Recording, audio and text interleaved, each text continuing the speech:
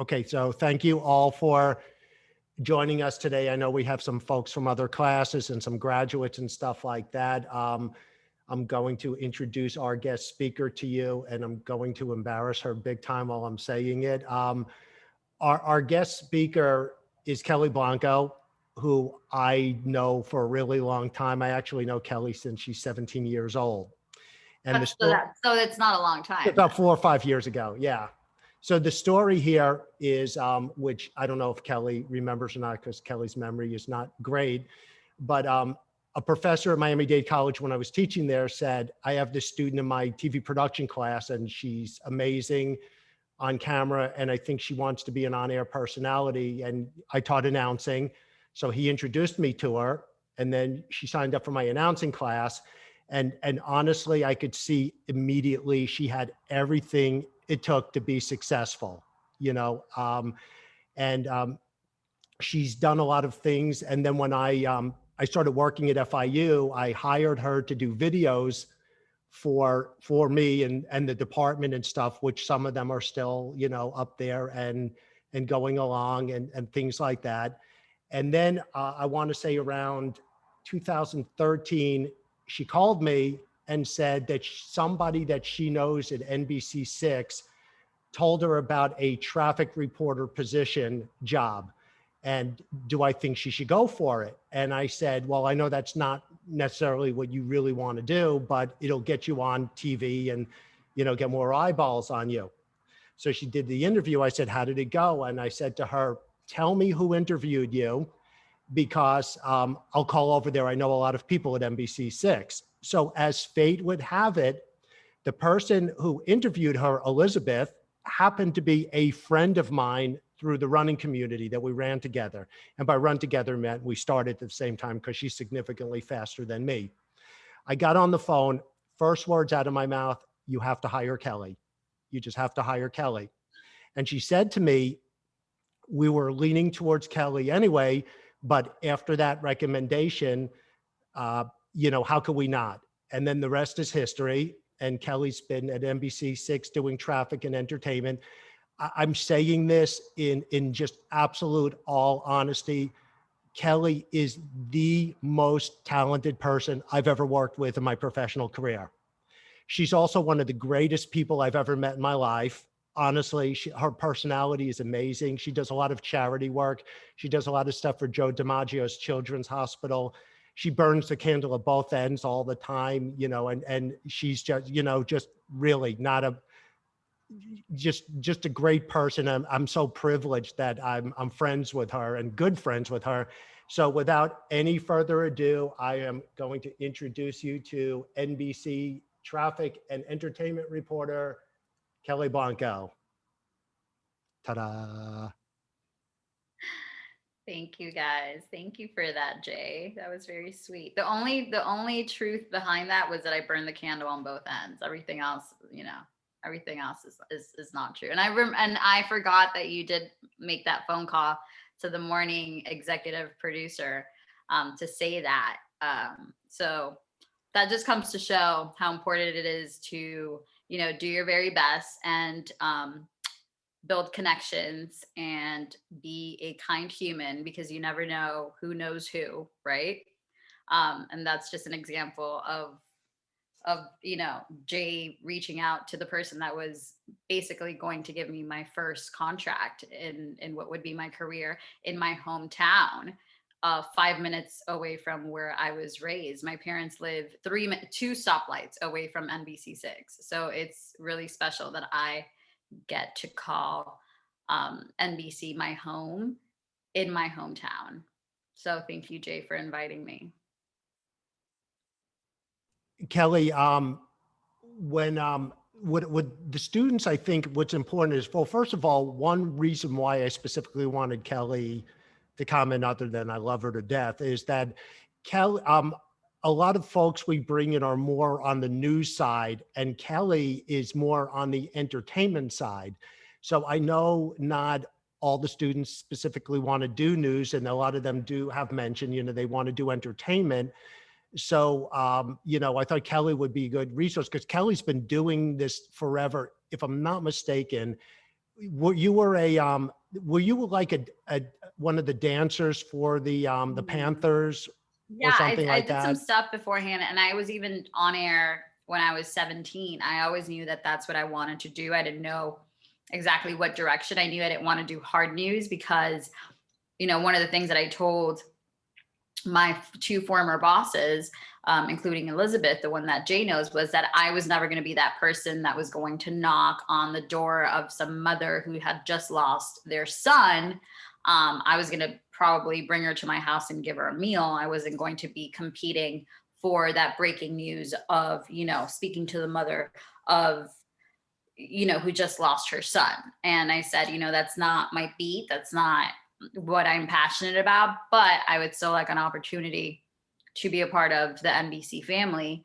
And they took a shot at me, and I was very green by new standards, but I had been doing a lot of freelance work. Whether it be, I would see something online that they needed like a host, and I would write to them. And I was like 17, 18, to be honest. And then Jay knows many of my stories. But one time I completely skipped an entire week of school to go cover the Oscars.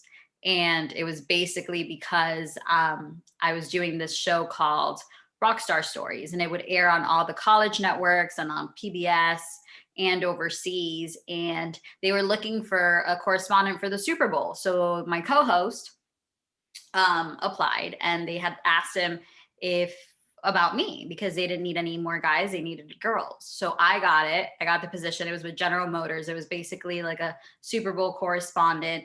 At the time, TRL, I don't know if you guys are familiar with what TRL is, but TRL was like the thing to watch on MTV. And Damian Fahey was like the main guy, and then all the correspondents were like under him, and he was coming to cover the Super Bowl, and it was going to be so cool. And it was.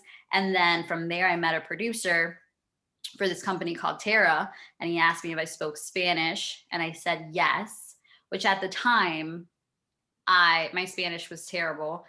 Right now, I can say it's a little better, but I said yes, and I went and I auditioned, and he was like, "You lied to me. Like, your Spanish is terrible." And I was like, "Well, you see, I can do an intro and a tag in Spanish, no problem. But the people I'm going to interview probably speak English. Like, these actors probably speak English. So let's do a Spanglish thing. And you show your boss that." And he was like, "Okay." So he showed his boss my Spanglish audition tape, and I got it. And I asked a couple of people, probably including Jay, and I left for a week, and I had a crew of 9, and I covered the Oscars with an entire crew of 2 editors, 2 videographers, a makeup team, 2 producers. It was really a fun experience. So I always knew what I wanted to do. I just didn't. I'm kind of a free spirit, and Jay can tell you that. So I always, if I saw an opportunity that seemed kind of risky, I was definitely going to take that opportunity. I don't know what that was, but That was someone texting me. oh, I was like, is that someone's parrot?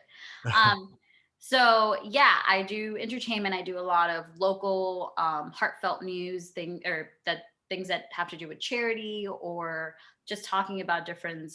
I do a lot with the Wow Center, which is a center for people with developmental disabilities. I love telling their stories. I think they're amazing humans. I work with Health in the Hood, which is an organization that builds fruit and veggie gardens in underserved areas that are considered food deserts. So those are the stories that I like. I like the entertainment stuff, and then I also like to tell the stories of the people that are making our community better and our world a better place. So with that said, I think it's great. It's a great time to be in school right now and to be at your age, because you don't necessarily, once you graduate, you can really do whatever you want. You don't necessarily have to work for a news station or like a big name. There's so many people doing videos on YouTube and on TikTok and on Instagram and building, a name for themselves. So I think the main thing for me is to have a niche. So if you really like cars, then I think like that's one thing. Like if I could give myself advice, it would be like to just find a niche and like stick to it and be really good at it so that you're the best at that. So if you do end up at a newsroom and someone's like, "Oh, what's your passion? What's your craft?" And then you're like, "Okay, well, cars is my thing." Well, then you would always get hired, or you would always be covering the car stories, or you would be sent out when there's like some unveiling of a crazy cool car, or if there's just problems with cars, um, then you would be covering that as well. If you're a girl and you like something, whether you're a mom, then or schools, we have Ari at our station who does everything that has to do with schools from pre-K to and beyond, and he's like the school reporter. So I think now in the stage that you guys are at, it's a matter of thinking of like what really kind of fuels you and what you're really passionate about, and just kind of become really knowledgeable on that topic, you know? One thing you used to do, I remember because I actually helped you edit some of this stuff, is during movie premieres, you would get interviews with the stars of the movies. And the thing, if nothing else, that always just really impressed me about it is, because I'm a production guy, I was like, wow, the quality of this video is just amazing. The lighting was great and everything. So tell us how, did they approach you? Did you approach them? Because you did that on a fairly regular basis.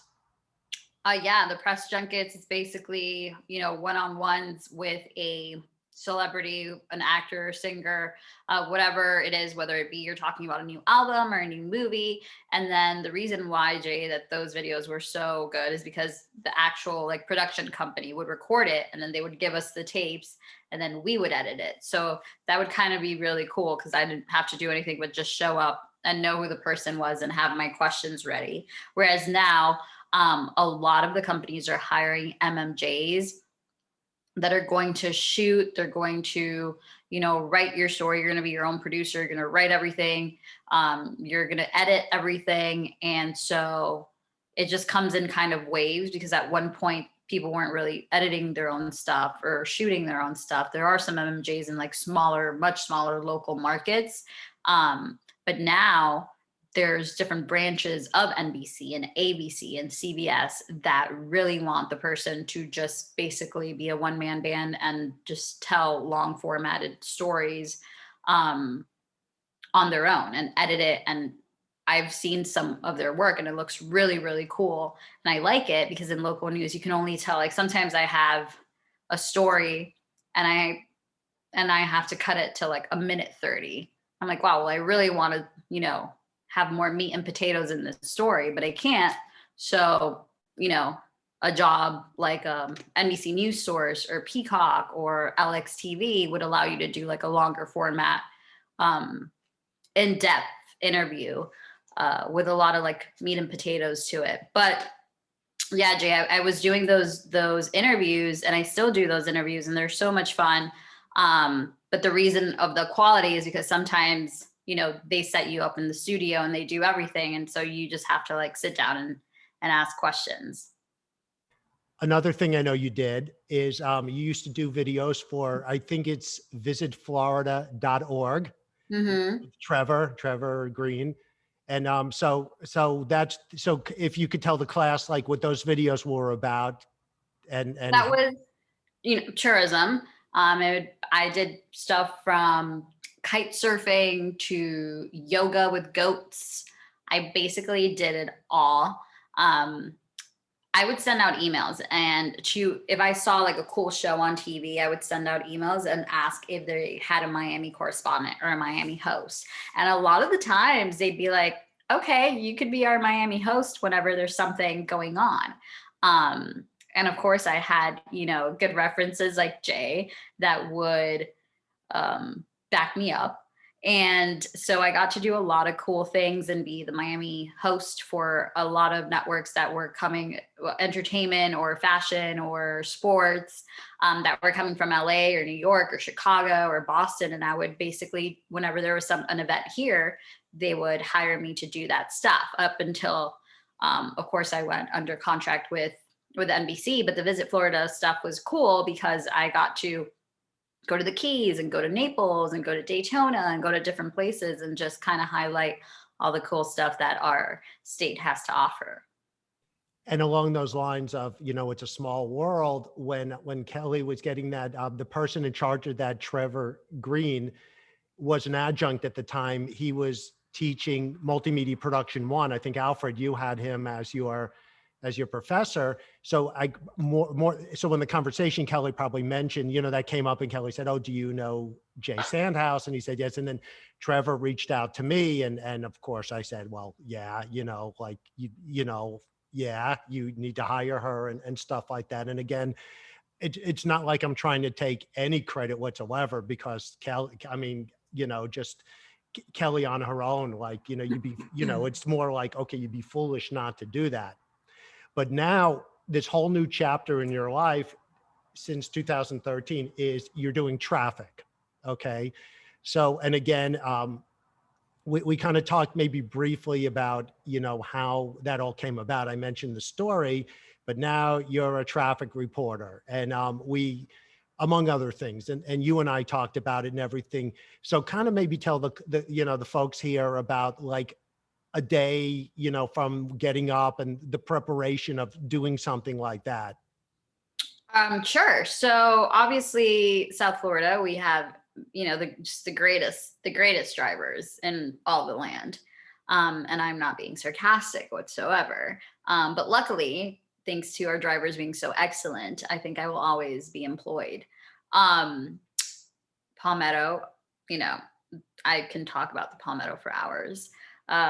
There's always a problem. So basically, when I wake up, I check the system. There's a couple of programs that or scanner chats also that I take a look at before I go on air. Obviously, working from home, I've been working from home since March of last year. So that was a little challenging at first because I was used to going into the studio, getting my hair and makeup done, then, having my routine, eating my breakfast while I looked at, the system and the maps, and then going on air at 4:30 in the morning.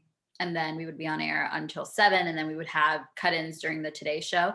And then after, I would either do research for my entertainment stories or go out and shoot a story and then come back or go home. And then now I'm just home. I've been home for a year. So I've had to do everything on my own. I'm dayside, which is, like a 9 to 5, 9 to 6. I was doing it for about 2 years. And then once COVID happened, I went back to mornings and working from home. In about a week and a half, I'll be back on dayside. So I'll be doing traffic 4 p.m., 5 p.m., 6 p.m. And then before that, I'll do my Zoom stories. Like today I had 3, tomorrow I have 4, and then I'll just work on them throughout the day, throughout the week, and then sprinkle them in the newscast throughout the week. But basically, we're in touch with the PIOs. We're in touch with our assignment news desk editors, who will tell us also there's an accident. We have a chopper. So if chopper goes over an accident, they'll let us know as well.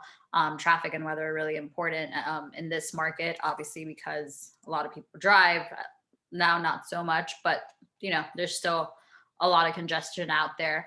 But yeah, so I'll do that. So it's basically like a 2-part day. So I'll be on air for the traffic portion, and then I'll start doing my interviews now, my Zoom interviews. And I will write out my stories, gather my video, send my video through the programs that we have. And then my editor, who I've been using, it's been basically, we're like the quarantine, because he's been my only editor since COVID started. And he'll get all the information, all the video clips. And then sometimes I'll be like, hey, let me know if you have any questions. And most of the time he doesn't, because he already knows like my flow and how I write. And it's been cool. It's been nice working from home. Kelly, I'm going to show a little bit of your demo reel right here. And I think I want the folks to see this.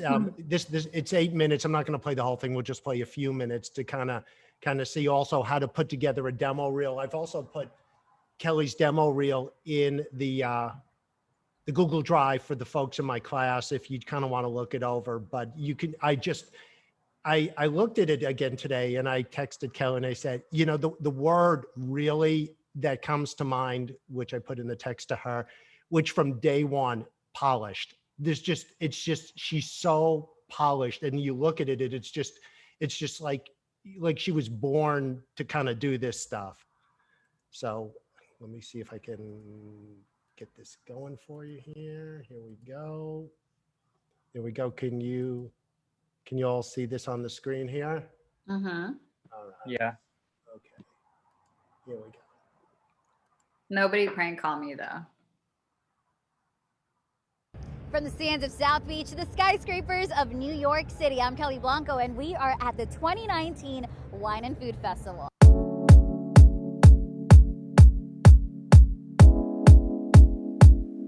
Got Miami Beach behind us. Wish we could take it No, I'm outside. still stuck over here. Oh, he hasn't even turned around. This guy. Kelly in Miami. Kelly in Miami. Let's go there now and check in. Hi, everybody. Hey Carson, Kelly Blanco here in Miami at Joanna's School Miami Art Studio. As you can see, the 305 loves Joanna. I'm here with her friends, her family, and of course, her classmates. Before the Avengers Infinity War premiere, two of the Marvel superheroes got a taste of South Florida. And it turns out they'd fit right in with us here. Merengue, bachata, Come salsa. on, I'm on my box. You ready? You ready?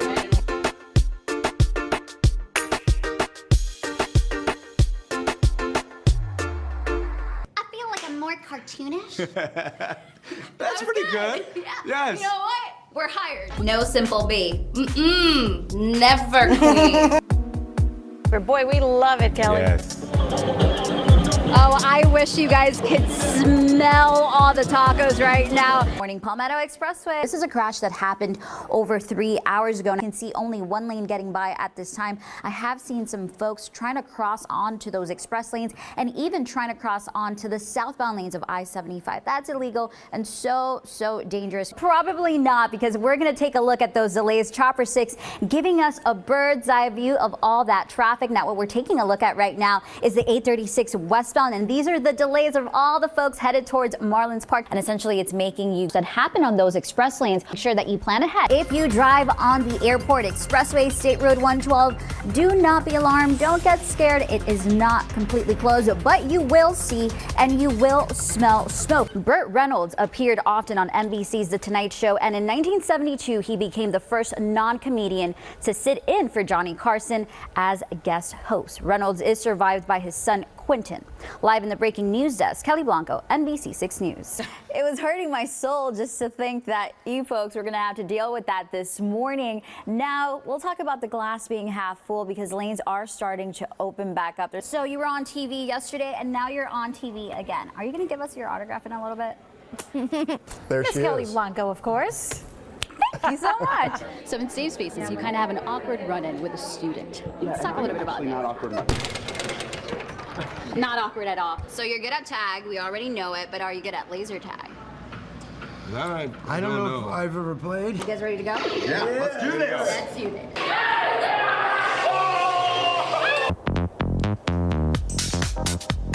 There's the base. That means it's time for trending topics. And So I could show you a little bit more, but I have a surprise to show Kelly that she doesn't know that this is coming. I found a piece of video that I want her to see. Hello everyone, welcome to MTC TV. I'm your host, Kelly Blanco. Today's guest feeds the poor and the rich. Not rice and beans or fries and cookies, no. Most importantly, food for the soul. Michelle Calvert is not only a registered minister and a motivational speaker, she's also familiar in a Japanese style of karate. Welcome, Michelle. How are you doing? I'm doing great. And yourself? A younger Kelly Blanco in my announcing class. That's wild. That was a project that we did in there where we paired them up, everybody up, and you interviewed your partner. So at this point, I'm going to go ahead and open up questions that you guys have for Kelly. And since I'm too blind to read anything that you may read in the chat, either Kate can do that or you guys could just, either raise your hand or chime in with a question. Hi, it's great to meet you, and I'm really happy to be here in this class, or just sitting in on this class because I'm not really in the class. But I did want to know what has been maybe the hardest transition for you before COVID and now after, like almost like a post a year, because you seem like a very personable person, and it, takes that kind of charisma to work in the field that you do. So how has it been kind of like that transition? You don't really have that contact with people, especially in the entertainment business. And maybe if it's like stressed you out in certain ways or another, how have you adapted? I've loved it. I've loved having the quiet time. I'm someone that feeds off of people's energy, and I think it's vice versa, and that's always how it has been. And working in front of the camera, you're not allowed, not that you're not allowed, you're just not supposed to ever be sad or sick or tired. So I'm not going to say that it's almost like acting, but you always have to put your best foot forward, and to be able to be working from home and to be able to be, I don't have kids and I don't have a husband. I'm not married. I don't have children. So whenever we would have events or galas or station signings, sometimes I would always be the one to they would either ask for me, or I would feel basically like I should be going, because some people have the families and I could have just been with my friends. So why not go to, an autograph signing or whatnot? So there'd be days where I would work my entire shift and then do 2 shoots and then have an event or a speaking engagement. So the transition from working from the station to my house here at home was a little difficult, but only for a couple of weeks, just until I got, into the swing of things. Because at first I was working like 15-hour days because I just wanted to tell as many stories, positive stories, because of everything that was going on. I felt a huge responsibility to shine a light on the good that was happening while we were dealing with so much junk all around and so many sad things happening to us. So I felt, really responsible to bring a smile and to bring some laughter, to the TV. But now I think, and then people would ask me like, oh, you must be going crazy because you're always, out and about at an event, at a function, doing interviews and doing cool things. And I can't tell you, I think it's maybe been like a week that I've actually been like looking at, Instagram and stuff. And I'm like, oh, that was really cool. I really want to interview somebody like in person. I've done it once. It was the first time I left my house, and I can't remember what month it was. It was probably like 4 or 5 months into it. I don't know if you guys know who D-Nice is.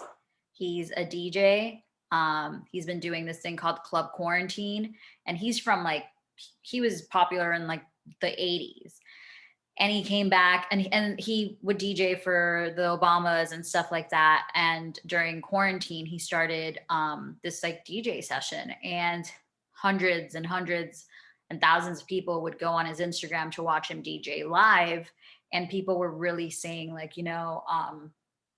I'm lonely, I'm stuck in whatever city they were in, and I feel like this is like a community. And he's really, I had thoughts of suicide, and I was feeling very depressed and lonely. And D-Nice really, he goes on his live Instagram and he changes it, and he makes me feel good, and the music is really healing to my soul. And I was like, man, I really need to interview this person because what he's doing is really special.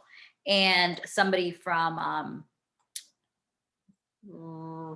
World Red Eye sent me a message on a Saturday and was like, D-Nice is doing this thing for first responders at Gulfstream Park. Do you want to ride?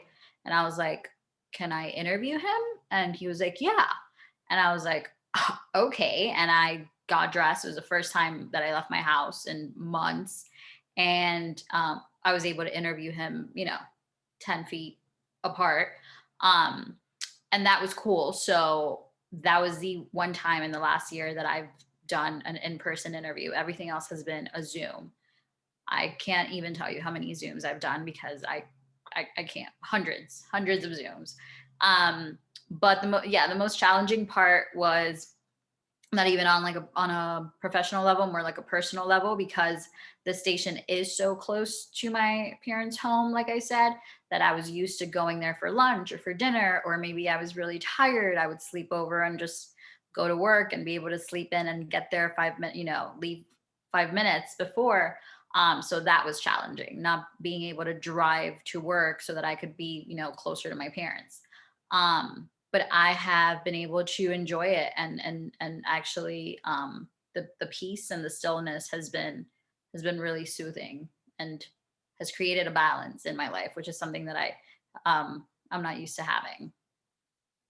Did they provide you? That answered your question, huh? She said yes. Do they provide what? No, I was gonna on ask mute. you, I'm sorry. has NBC6 provided you with any particular equipment to help you do the job from the house any better?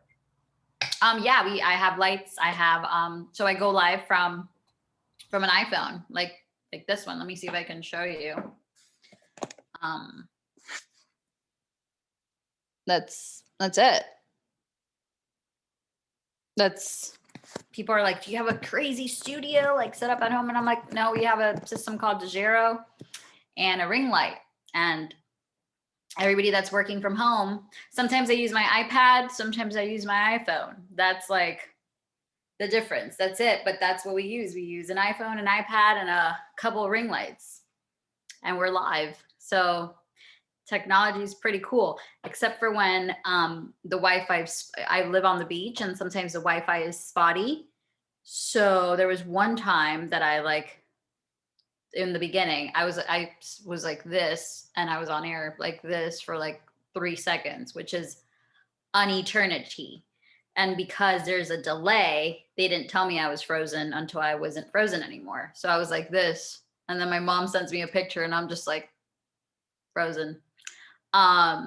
So of course, working from home, there's the pros, there's the cons, but I would say the most challenging part about that has been, whenever the Wi-Fi doesn't want to work, and be my friend. We got any more questions for Kelly? Don't be shy. Ask questions. I have a question. Oh, sorry, Erica. Go ahead, Patricia. So I just wanted to know if you had any because I'm seeing your demo reel and you've worked with some pretty, famous people before, and you seem so comfortable and everything. Are there any rituals or something you do or anything to kind of get in the mood before you interview someone of that popular? I think Jay can tell you that I kind of am a go with the flow kind of person, because when I start thinking about things, then that's when I get in my head. So I actually don't even, sometimes I have to do a lot of research on the person. And that's cool. And it doesn't make me nervous, but on day of, before the interview, I don't. I'm kind of like a creature of habit. I do the same thing every day. I kind of have the same breakfast every day. I don't really switch things up too much. I like writing a lot of notes. So just before interviews, I go through my notes, which is something that I'm sure a lot of journalists do before they prep for an interview. Some people write it on their phone. Some people actually have handwritten notes. I like writing them on a paper. I've never been one to get nervous before interviews. I think when I get nervous with interviews, it's never a celebrity. It's always somebody that's a Make-A-Wish kid or someone with a disability, because I am 100% committed to telling that person's story so that they can get help somehow. And so I feel, responsible, and that's what kind of gives me that little nervousness, but it's not necessarily real nerves, And I think once you're starting, the more you're prepared, the better, because the more you're doubting yourself, and if you're not fully prepared, then that's when, things can go wrong. So in the beginning, you just have to overly prepare, but it's always nice to be a little nervous. I think it's good for you. I'm going to share another quick Kelly story to add to her professionalism. See if you remember this.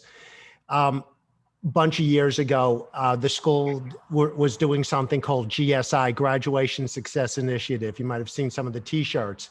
And I was doing a series of videos, and we asked Kelly to do 2 of the videos. and we gave Kelly one, and Kelly, and we had some other folks that were doing the videos as well. And this one girl, Jessica Gomez, took Kelly's video. She just like, you know, read the wrong video and memorized it. So she did it. And I go, well, Jessica, you were supposed to do this one. She goes, oh, I did this one. So Kelly comes to campus, and we throw the curveball at her and tell her that like the video you studied, you know, is not the one you're going to do. And Alfred was like writing up cue cards for her and everything like that. Kelly, do you remember this at all? Yeah.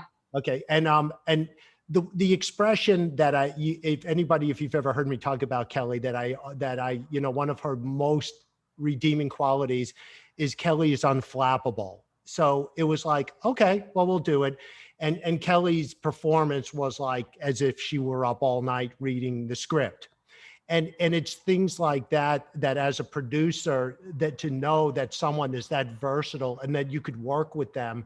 And like Kelly was saying, it's you know, to truly say to yourself, yes, I know they're a big celebrity, but they still put on their pants one leg at a time, and you know, things like that. It's and really just not get, you know, stuck in that moment is the recipe for success. And I think also on that same day, on that shoot, it rained a little bit, so your hair kind of got frizzed up and everything. I kind of have that photo that when I do a PowerPoint, it's a shot of you and me, and you know. So anyway, but those are the kind of things that if you're going to be good at this, you're just not intimidated. Who else had a question? I think Erica. Yes, I did. And there's also one from Sophia in the chat after me. But so my biggest question would be, if you had one piece of advice that you could give any of us as journalism students or students that want to go into entertainment, like post-graduation, what would that be? It would be to start now and practice. Even if you're doing a video and 3 people watch it, that doesn't matter. You know, you're not doing it for them, you're doing it for yourself, because practice definitely does make perfect. I would interview, oh my gosh, I would talk to the mirror all the time. Like that was like a thing. And I didn't care, because at the end of the day, you know, like you're doing it for yourself, right? You're doing it for yourself. You're doing it for your family. You're doing it because it's your passion. So I would read up as much as I can. I would seek to have mentors, which is something that I didn't really do, besides like Jay and a couple other people, as far as people in the industry, like working journalists. I would follow them. Right now, what I would do is I would take notes of, you know, their stories. I would watch, if you want to do news, then watch, you know, a newscast every day, and write what you like, what you don't like, write what really like stuck out of that story, and then kind of write your own story and see, you know, how you do it. If it's entertainment, then watch, you know, Access Hollywood, Entertainment Tonight, whatever, Deco Drive, Six in the Mix, and do the same for that. But like I said before, also like find a niche, or something that like really speaks to your heart, like whatever you like. It could be hair, it could be makeup, it could be cooking, it could be charity, it could be, you know, vitamins. It could really be anything. Like just have like a niche that, you know, that you can talk about that until you turn purple in the face, and like nobody else can be that good at talking about that specific topic. You know, it's just good to just have like a niche, even just, or like a hobby that sets you apart, you know, because then you're a story with an added little bonus. Okay, thank you so much. You're welcome. Anyone else? Sophia had a question in the chat. It says, what do you believe is a key to stand out in the business? The main thing is to be yourself. I think that, you know, the days of where you needed to be like a cookie cutter polished individual, that's definitely not the case anymore. People relate to someone who's raw and personable and real. And I think like when you're in school, you try to like build up this like persona, and you're kind of almost like a robot, because you're still trying to like figure your voice out and figure, you know, what your personality on air is going to be. But I think the people that I look up to and the people that I like watch and I'm like, wow, they're really good at their job are the people that are just completely and unapologetically themselves. Like who Jay talks to on the phone is the same person that you're going to talk to on the street, is the same person that is going to be on TV. Like I don't have like multiple personalities.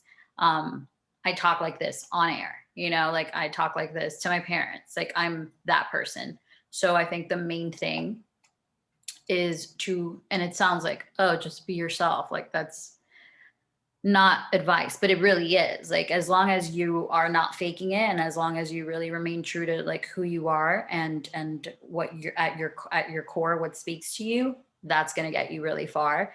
And then another thing is just to build community, to volunteer, to, you know, join different Zooms or what's that thing that they're doing now? It's like a podcast, but there's a bunch of people in it. Clubhouse. Clubhouse. Mm-hmm. Yeah. Clubhouse, and listen to podcasts and send out emails to people and see if you can talk to them on Zoom. Like the more people, the larger your network is, the better, you know? So my main things is to just really figure out who you are and stick to that person and be kind. Just there's people who were like APs at CBS that are now like the executive producers at NBC. And at some point somebody worked with them when they were, you know, getting paid $15 an hour. So you never know whose paths you're going to cross at whatever point of your life. So those are my key things: to definitely be kind, to build a community and a network, and then just to stick to the person that you are, whether it's on air or off air. Just be that person and have that same voice. Tell me what you think the best interview you've ever done, and also maybe your favorite interview, maybe one of the same. I honestly, I get asked that question all, like, who's your favorite celebrity to interview? And I don't have an answer. I think that during COVID, let's just talk within the last year, I'm actually going to interview him tomorrow again. Are you guys familiar with the singing surgeon? His name is Elvis Francois. I was like blown away when I heard his cover of Imagine All the People. And I was like, I need to interview him. And so I like stalked him for a good 2 months on Instagram and sent emails and all the things. And I don't even know how it happened, but I ended up doing a Zoom and it was great. He was so lovely. And then tomorrow we're doing a follow-up interview, and it's almost a year later, but I loved him.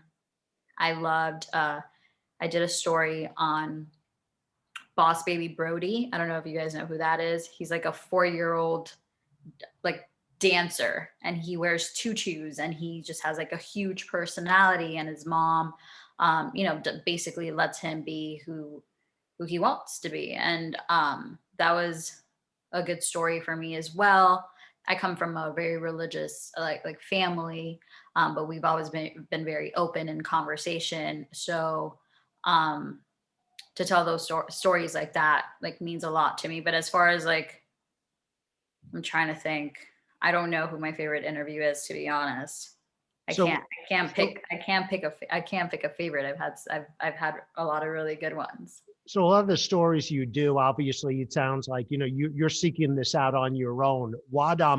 What's the percentage of the reports that you do are ones that you come up with, maybe compared to the ones that NBC6 asks you to cover?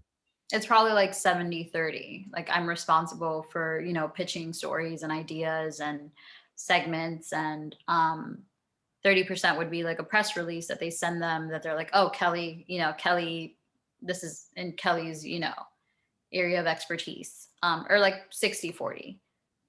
It's a joint effort, but most of the time I like telling them what my story is, because sometimes they'll pitch me something and I'll be like, I don't really want to talk about that. So the more stories I come up with, then the less they tell me what to do. So at this point, your career goals, what do you, this is the typical interview question. What do you see yourself doing, in the future? So a lot of people have to leave to come back to their hometown. I never had to do that. And I feel really, really blessed to have been able to stay here and work in this market. I've turned down jobs in Boston, Chicago, LA, because I wanted to stay home, and also because Boston and Chicago are very cold. With that said, as you know and can tell by now, charity is very big to me. So at some point, I don't want to be an anchor at the 6 o'clock news. I would love to be on the Today Show or CBS This Morning or GMA. That would be fantastic. But I definitely want something that has to do with community and charity and, heartfelt stories. So that's my goal. Any other questions for Kelly? I have a question. Cody? Go ahead, Yeah, Cody. so it kind of goes, I think it kind of lines up perfectly with what you were saying about like community and charity type stuff.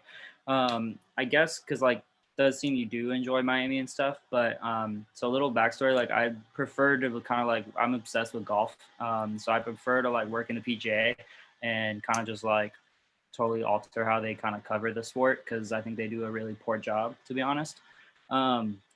So with a lot of like practice and stuff coming from obviously like local stuff and community stuff, I guess like, is there kind of like a way that you approach local stories if you're not really enjoying the city or community aspect? I guess, I don't know if this makes sense, but personally, I don't like Miami whatsoever, like at all.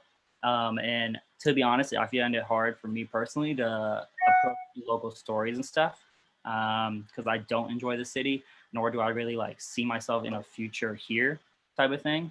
Like the only way I see myself living here is if I kind of get into like those like get a wife where she's like, I'm like so family obsessed that like you stay in the city type thing. But other than that, like I have no interest in staying in the city whatsoever. So like I kind of find myself like not approaching like community stories as often as I guess I should, because like I don't want to like build a relationship like locally, if that makes sense. Mm-hmm. Where are you originally from? I'm from here, born and raised. Oh, ooh. Yeah. Okay. I guess if you love golf and you want to get into golf, like the Golf Channel and all that good stuff. Yeah, like the Golf Channel, or kind of like how they've transferred everything to like Peacock now and all that stuff, like the coverage and stuff that they do. So like I'm obsessed on like golf stuff, like, and I'm one of those people where I would have no problem like, hey, can you go to here? Can you go to this tournament here, this like moving, because I don't want to stay tied down type of thing. But I feel like I don't stretch my wings locally enough in terms of like building connection and stuff, because I don't enjoy like, I don't build a lot of relationships locally, I guess, if that makes sense. Yeah, that makes sense. I'm kind of wondering like if you've come across like ways to approach stories that you don't find like your heart in it, if it's like locally type of stuff. No, I can't say that if there's like a story that I'm not very interested in, it's maybe because it's like a vegan restaurant and I'm not vegan and I want to talk about meat. I don't know, like, or pizza, but it's never been a story where I'm like, I really just don't want to talk about this because I wouldn't do it. My thing for you is, Cody, like we're in COVID, so it's not like you're going to be building all these like huge relationships left and right, but you're able to do, since you're not trying to really plant the seed here, you can do whatever you want, wherever you want right now, because Zoom is our world right now. So what you should be doing should be reaching out to, all these golf pros or whatever, caddies or whomever you want to interview, wherever they are, because it doesn't matter that you're in Miami because nobody knows you're in Miami. So you should be building relationships outside of South Florida if you really don't want to be here, because now is the perfect time to do so. There's a lot of interviews that I've done during COVID that I would not have ever been able to do because they don't live here or they're never here, or I just wouldn't have even thought about reaching out to them because they're not local. But because Zoom is the way we communicate now, as far as doing interviews, now I can interview whoever, wherever. You know what I mean? Like, I know somebody that was in radio. She got let go. She was furloughed. And what she's doing now is reviewing K-pop music. Like, she's reviewing I was like, do you even understand what they're saying? She's reviewing K-pop music with this other host who used to be a host for the Panthers. And she has like 12,000 followers on her YouTube. And she doesn't even need to work at the radio station anymore.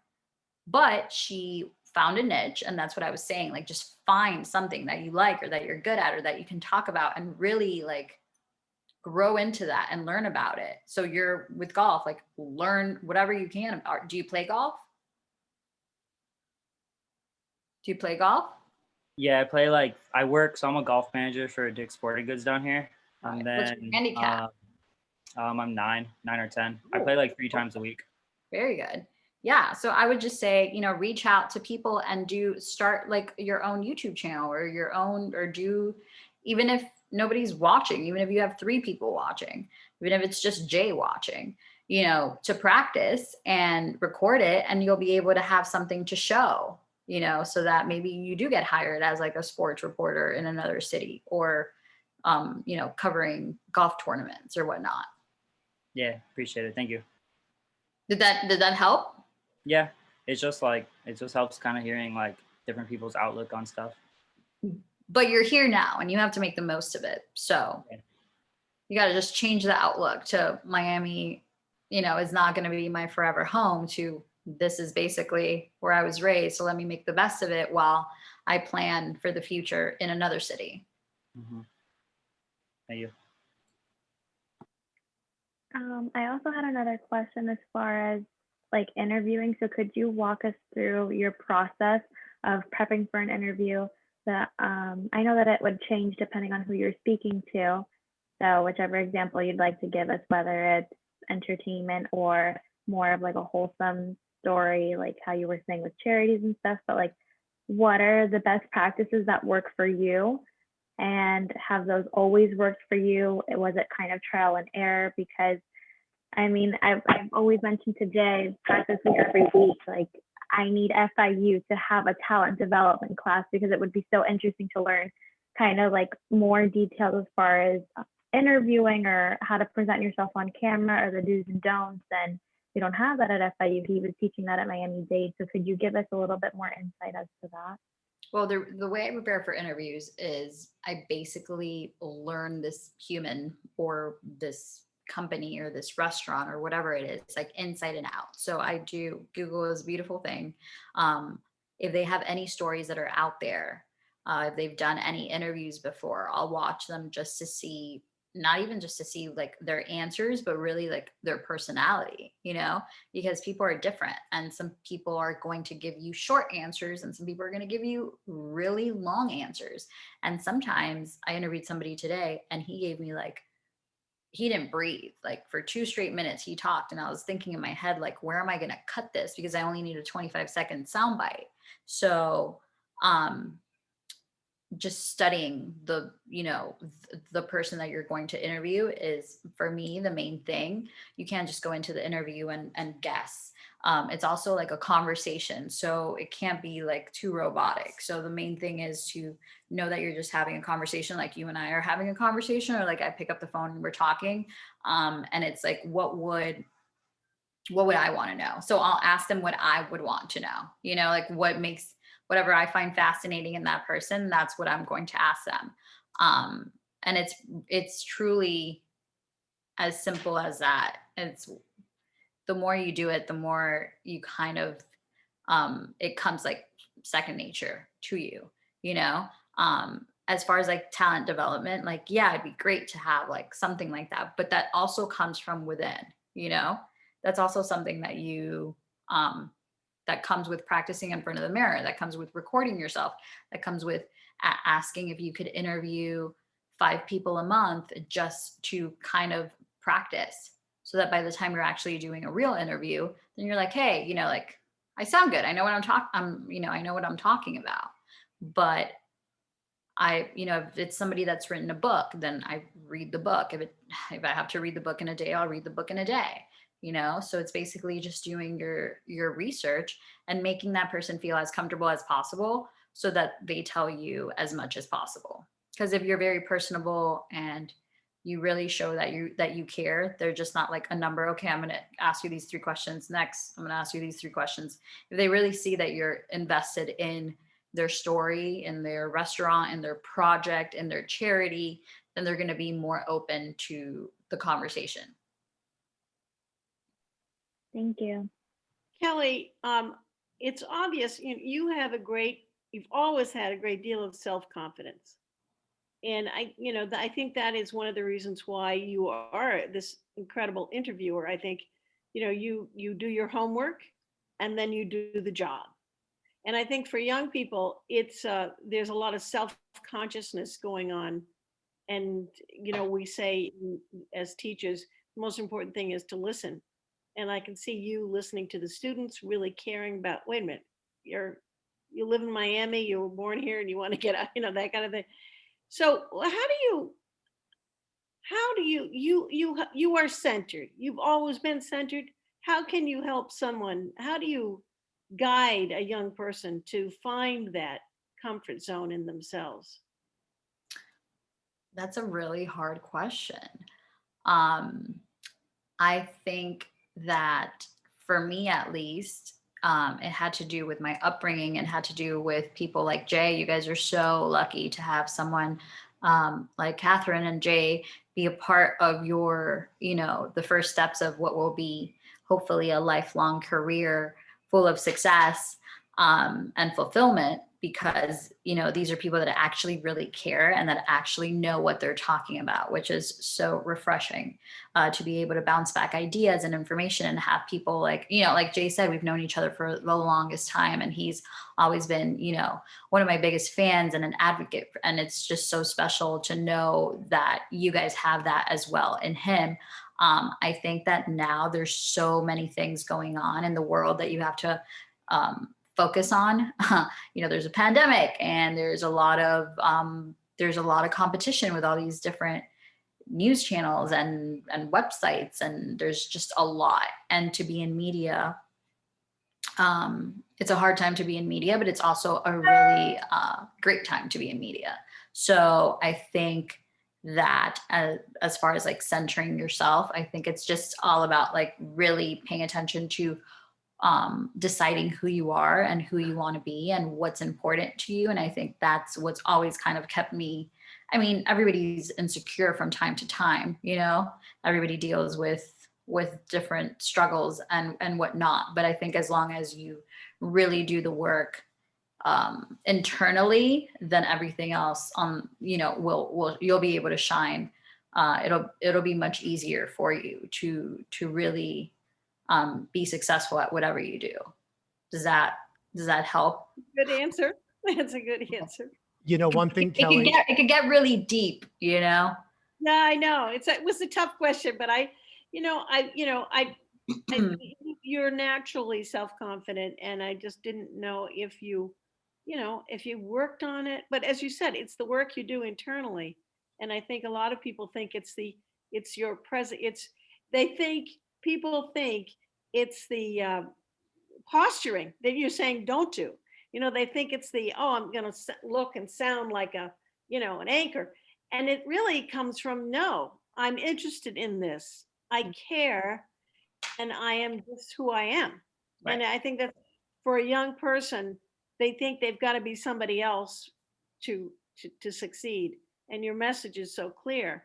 But that, as you say, that work, that interior work is no matter where, what a person is going to do, what kind of career they're going to go out after.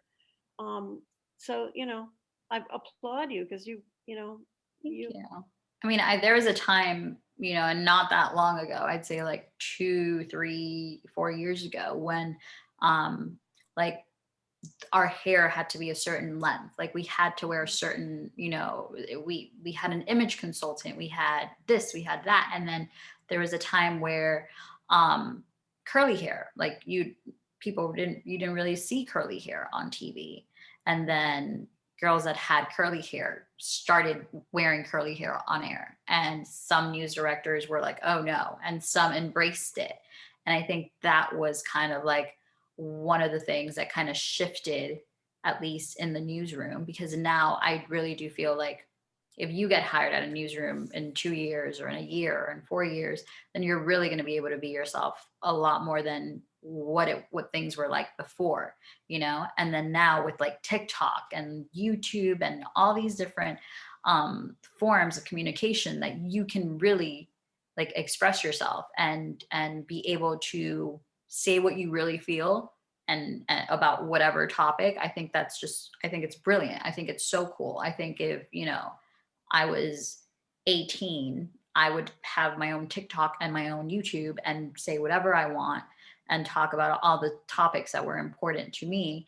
And I think it's really cool to be in your position because you can do that. You don't have to work for, you know, a cookie cutter network. You can do so many things with, you know, all the resources that FIU has given you and will continue to give you. I just want to kind of say something. Kelly, tell me if we've had this conversation many, many years ago, and I want to make sure I have my facts correct. I consider myself to be a really good evaluator of talent. And the one thing that I discovered working in this industry for 35 years is a lot of people aren't. And a lot of people have asked me in jobs I've had before, or whatever, to do casting or whatever. So I guess when I say to you that there are certain people, you know, not only Kelly, that immediately, you know, people who are on this call right now that like just blew me away right away. You know, I knew I was onto something. Kelly had an interview, it was years ago, and I think it was in LA. It might've been for E! Entertainment. Does that sort of kind of sound familiar? But it was something out in LA. I don't remember. And you called me, or we were talking, and you were saying that something like you were getting a little frustrated that, you know, you're doing this job and, you know, you weren't getting picked for this. And I said to you, you're in a room with like 24, 25 other gals that are, you know, in the same ballpark as you as far as talent goes. I said, but the truth of the matter is you need that one person to see in Kelly Blanco what I see in Kelly Blanco. Mm-hmm. And honestly, that's sort of all it is, type of a deal. And I think that particular pep talk, at least you told me, really, you know, cheered you up and everything. But, you know, the bottom line is that you can be great, and Kelly is great. You've heard me say that, but somebody, when they're looking for someone, they're looking for something specific, and it just might not necessarily be what Kelly brings to the table. They may want someone with black hair or brown hair, which, you know, I mean, clearly she could color her hair, but that's the point is the self-confidence of knowing you're doing a good job. Now, Kelly gave you the same advice I gave to everyone else. In fact, I was talking to Jeanette last night and we talked about this, and I've had this conversation with Christina, is you have to go out and shoot your own stuff for the practice.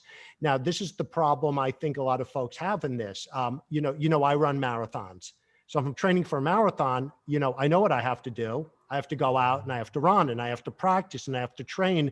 It's laid out in front of me. But I think a lot of folks in this industry don't understand that that same mindset applies to what they have to do as well. It's just, you know, you can't expect people to just always be handing you opportunities to do interviews and feature reports and stuff. You have to create them from yourself. And I got to be honest with you, even back in the 90s when I was doing this, when people didn't record on their cell phone and you just really had to buy the equipment to do it, the advice never changed. Stand in front. You know, I had one particular student, well, she wasn't a student, you know, she wasn't a student of mine, but someone who was an intern when I worked in the cable industry. She was working in Washington, D.C. I said, stand in front of the Capitol, stand in front of the, and just do stand-ups. It doesn't matter what the story is. You saw Kelly's demo reel. It's, you know, she's not putting the stories in there. But if it were an athletic activity or something, you would know what to do. I have to do 15 miles this week. I have to do this. Well, it's the same thing, but you have to motivate yourself to do it. And that's the only way. And then, you know, along the line, somebody will hand you an opportunity to do a report or a story or whatever. But, you know, you just have to really do it on your own. And the advice, Kelly, you gave to Cody, spot on. I mean, where again, if Cody were training to do a race, he would just go to Hal Higdon's website and see what the training schedule is and just know what to do it. You guys know what you need to do. You just have to motivate yourself to do it, you know, kind of like getting up at 4 a.m. and running. You know, I hate getting up at 4 a.m. Kelly hates getting up at 4 a.m. to go into work, but that's the motivation. I remember Also, when I was, Kelly, I was just going to say that when I was starting out and I was putting a film together, and I said to somebody who came into my editing suite, what I need is, and he said, that's not what you're supposed to say. What do you have? What do you have, Kate? That's what you have. Work with what you have. Stop thinking about what you don't have. And so, I mean, it's the same thing Jay was saying, and what you're saying, you really have to take it on your own. What do you want? And what do you do? You know? That's great. That's amazing. Yeah, absolutely. And a lot of people who study broadcasting, they want to be in front of the camera. And I need people to understand that just because you're in front of the camera doesn't mean that like that's a better position than behind the camera. Behind the camera, you also are able, like, you know, if you're the director or one of the writers or one of the an EP or a news station manager, a GM, like you have so much more freedom to create and to give ideas. Whereas like when you're on camera, sometimes you have to really, you know, stick to certain things, and people think like, oh, being on camera is so glamorous. But I really do think that sometimes it's okay if you start off as a producer or as an editor, you know, because you get to learn a lot. And I remember I would always want to be like, when I was like studying, I always want to be in front of the camera. I always, there's Boris Sanchez. I'm not sure if any of you are familiar with Boris, but Boris is from Hialeah. Boris is the national White House correspondent for CNN. And he and I would do like TV production camps when we were like 13 and just like play reporter. Like he was like my first TV husband. I remember we always wanted to be on camera. And then like some people would always end up editing. And then I was like, oh, wait, I don't know how to edit. And it was because we always wanted to be on camera because we knew we wanted to be on camera. Now, if you know you want to be on camera, well, then you know you want to be on camera. Practice on your own time, but, you know, learn all the things that you can possibly learn so that you're a triple threat. You can produce, you can edit, you can, you know, shoot, you can do all the things. And then you have already been practicing how to do interviews and how to, you know, speak. And also like, remember, like when you're doing these interviews, you don't need big words. Like it's a conversation. So that's a piece of cake. You have a conversation every day. But yes, you can't go in there being like, oh, I need, because there's, you know, a ton of Ericas and there's a ton of Amandas and there's a ton of Christinas. And you just have to prove that you're willing to work harder than those other 100 Amandas and Christinas and Ericas. And you just have to prove that you're going to be more, that you're going to show more, have more grace, and that you're going to be more, more giving and more accepting and open to people's criticism, constructive criticism. You can't be like, I know it all, because I still don't know it all. And when someone comes and tells me like, oh, like maybe you should have said this or done that. Great, perfect. Like, thank you. Because that was, you know, free information. And next time I'll figure it out and see whether or not I should have done it or not.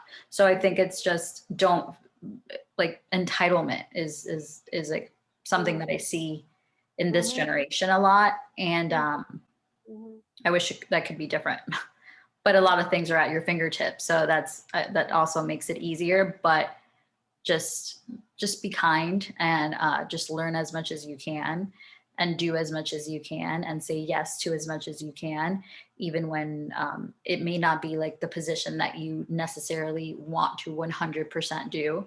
Just say yes. Hi, I have a question. So I just wanted to first thank you for taking time to speak with us. It's been very enlightening so far. I know that you mentioned previously that you try to do research on the people that you're going to interview just to see how they respond to questions. So I wanted to know, what's your approach to guiding an interview when the person is giving short answers or maybe even going off topic with long responses? How do you guide that interview? Girl, I'm still trying to figure that out. That happens. That's gonna happen, you know, it's gonna always happen.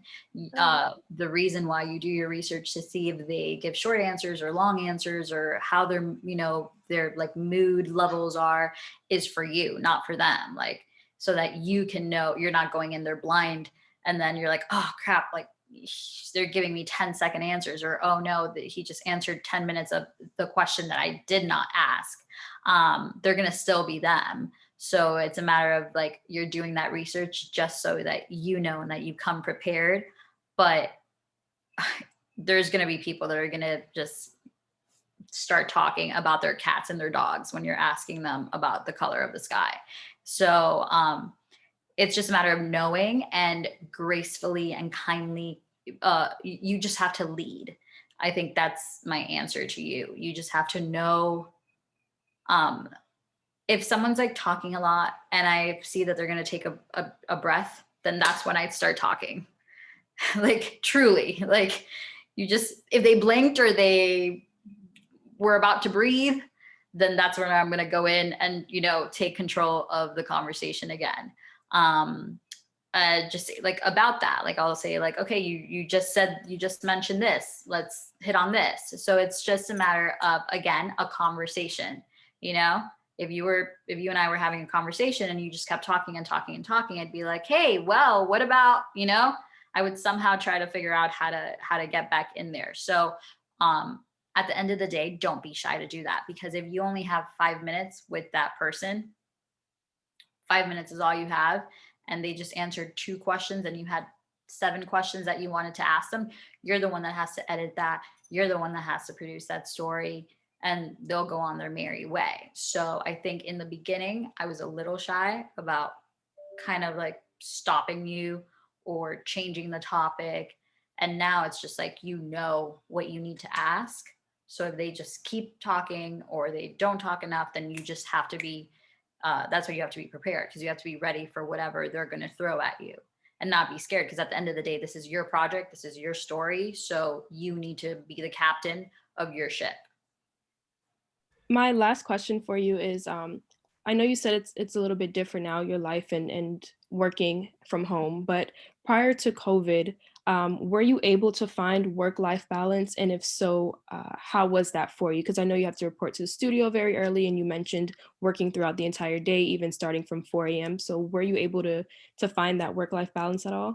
No, I wasn't. And I was completely happy with it. That's what the crazy part, that I enjoy what I do so much that it wasn't even like, I didn't even think about it. It was just like, I'm just happy to be in this room. I'm just happy to have a seat at the table. And that's how you should feel. That's how you should always feel. But you should always, of course, take care of yourself, take care of your mental health, take care of your physical health. And make sure that you're prioritizing those things as well as your family.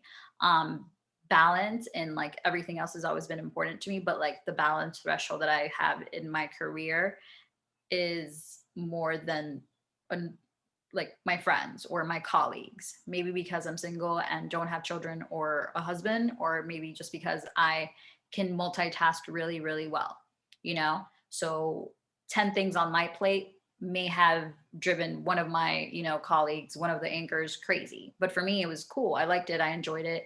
I really love what I do. And I get a certain rush. Like this time last year for the Super Bowl was here. And I worked 7 straight days and I covered all the events you can think of, on even like on weekends. Like I did something in the morning, then I did something in the afternoon, then I did 2 red carpets at night. And I was not tired whatsoever. But then once like it was done, I was like, oh, that hurt, you know? But sometimes, and look, I've been a part of NBC for 8 years, and I'm just learning now how to say no to things.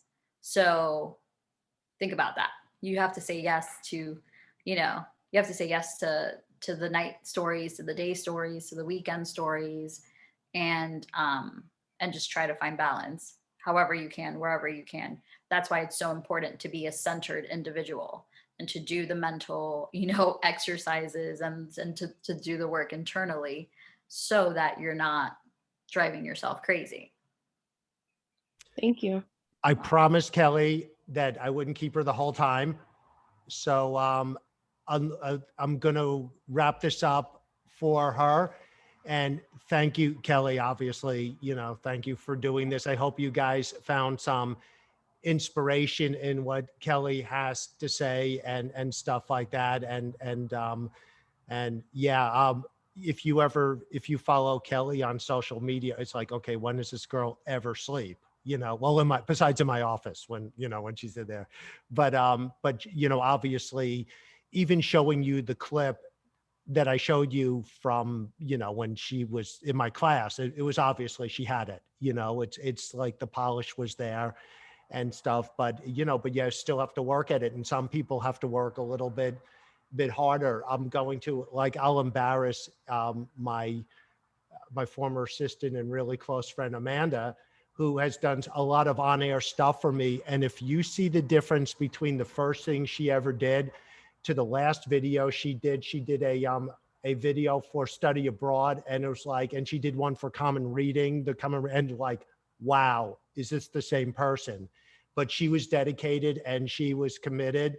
Well, she has to be committed to work for me and sit next to me and listen to me talk all day. But it just comes naturally to some people more than other people, but you have to work at it, and that's it. And Kelly honestly is just an inspiration, and I'm so happy she's my friend. And I'm, the first time she went on air to do the traffic was like arguably one of the proudest moments of my entire career. It was just like, wow, it was like I was welling up, Oh, stop. That's so